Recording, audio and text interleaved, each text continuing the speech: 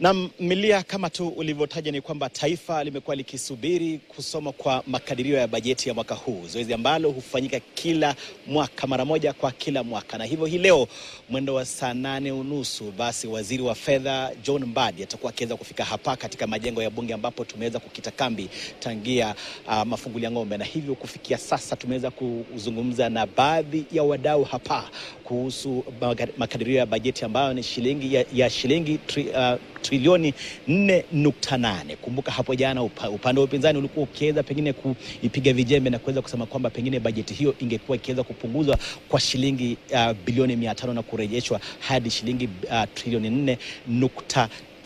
Ila pengine tuweze kuzungumza na ambaye ni mwenyekiti wa kamati ya bajeti katika bunge la kitaifa Samuel Atandi, aweze kutuelezea ni kipi ambacho pengine kitakuwa kikiweza kuwafurahisha Wakenya, na pengine ikiwa pengine atakuwa awe pengine mkweli aweze kutueleza pengine ni kipi ambacho kinawakasirisha Wakenya, ila pengine watakuwa kinarekebisha namna gani. Karibu sana mwenyekiti Samuel Atandi, utueleze kwa kina bajeti ya mwaka huu trilioni 4.8. Umesema utakuwa ukizungumza katika lugha ya Kiingereza, the 4.8 trillion budget. What do we expect from it, the goodies in the budget?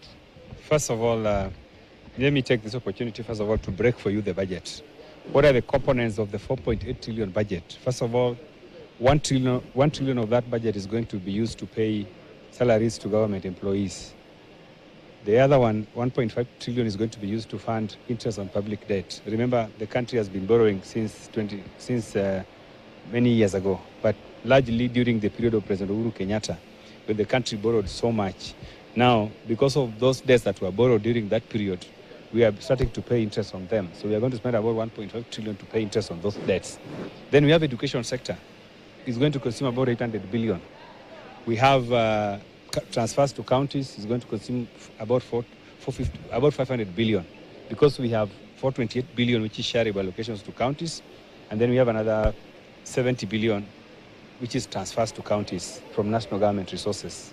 That's about 500 billion. Then we have another expenditure on security, very, very important, both defense and interior.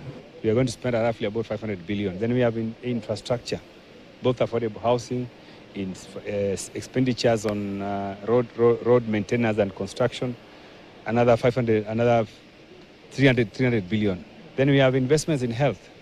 We have the primary health care fund, which is the money that is supposed to be used for those who are registered under SHA, universal health care. We have 20 billion. We have another 20 billion on fertilizer subsidy. Remember that even though the country is facing oil crisis, oil inflation, we are not having food inflation because of the investment that we have put in agriculture that has ensured that the country has sufficient food. So these are some of the things that we are going to spend in a nutshell. Major posts that are captured in the estimates. Yes. Critics argue that President Ruto's or Kenya Kwanza's pet projects have consumed a large chunk of the budget, and of course we are heading to the election. Is this a misconception, or maybe from where you sit, because of course you are the one of the engines behind the budget making process? Is this a misconception, and if it's a fact, then is it maybe just to steer the president towards re-election? You know, the government has been running a program known as BETA, bottom-up economic expansion model. So the BETA is the engine that is driving the agenda of government.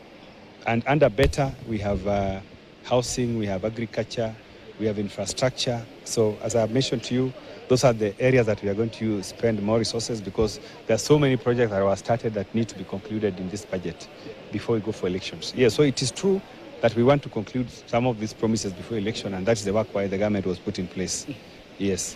On the other hand, the Finance Bill 2026 hasn't really received the much hype like the Finance Bill 2024 received. Remember that in 2024 there was much publicity, and of course might have informed whatever transpired, of course, the Gen Z protests. Yeah.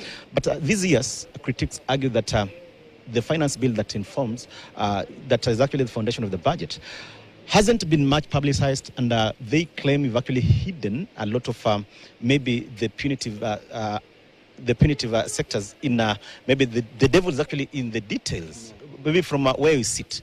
How true is this?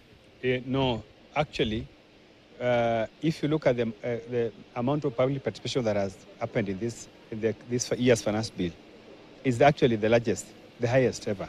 You've seen the Minister for Finance everywhere, explaining the contents in the finance bill. You've seen our parliamentary team led by the chairman for Finance Committee, Mr.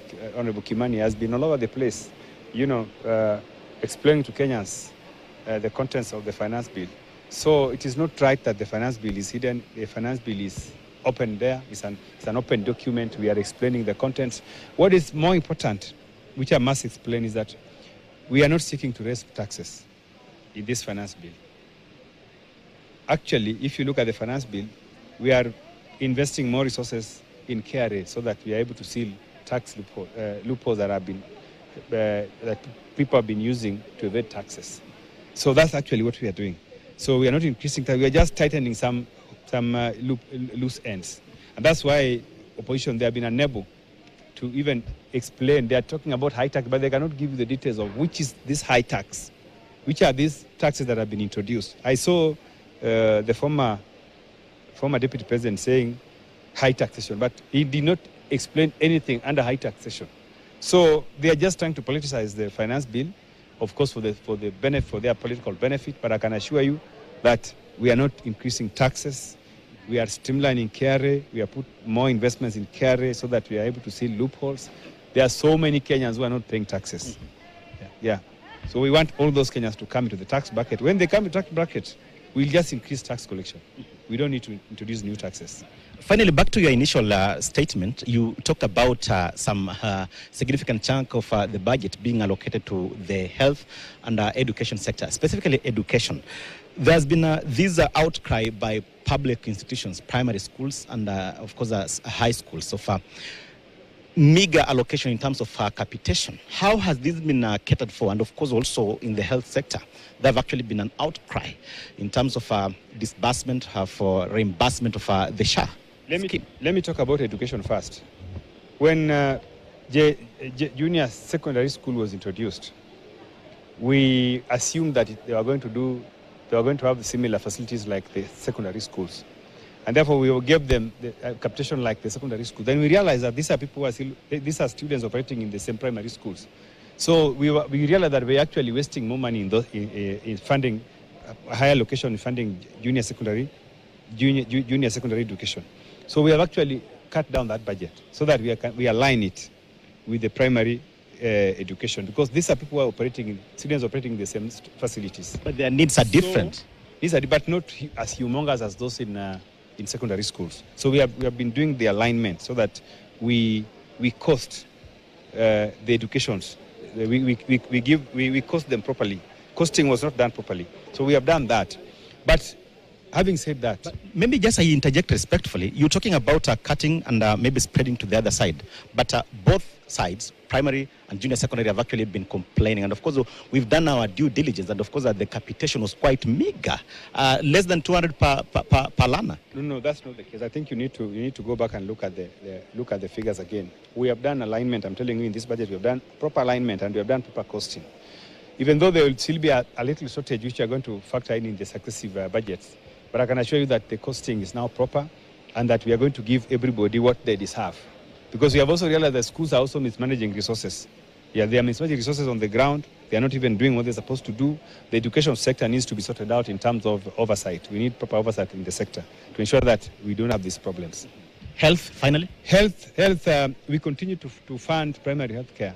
We want to put more money. We need about 30 billion to properly fund primary health care. We are at 20 billion. In the course of the year, if revenue improves, we are going to increase more allocations to primary health care. Yes. Nice. Thanks so much. Chairman, Budget Committee in the National Assembly, Samuel Atandi. Thanks so much. Well, Milia ukiweza kumsikiza mwenyewe amesema kwamba Kiswahili si mdomo wake, ila pengine tunapozidi na mazungumzo mwenyewe anaweza kusema kwamba wameweza kutengea sekta tofauti fedha katika ile bajeti ya trilioni 4.8, ila kumbuka kwamba pengine pamekuwa na yale madai kwamba zile ambazo ama ile miradi ambayo iliweza kuwa baadhi ya aliyotumia Rais William Ruto kama vigezo vya kampeni zake kuweza kuingia Ikulu iliweza kutengewa asilimia kubwa ya bajeti hii. Lakini mwenyekiti mwenyewe wa bajeti Samuel Atandi anasema kwamba kuna sekta kama vile elimu na pia sekta ya afya zimeweza kutengewa kitita kikubwa ama kutengewa bajeti kubwa ama asilimia kubwa ya bajeti hii, ila pengine pamekuwa na vilio katika sekta hizi, sekta ya elimu na sekta ya afya. Upande wa sekta ya elimu, zile fedha ambazo zinaweza kuwafadhili na kugharamia ile elimu kwa kiasi fulani zinasemekana kwamba zimekuwa za chini mno, na hivyo pengine kuweza kutishia kulemaza shughuli za masomo.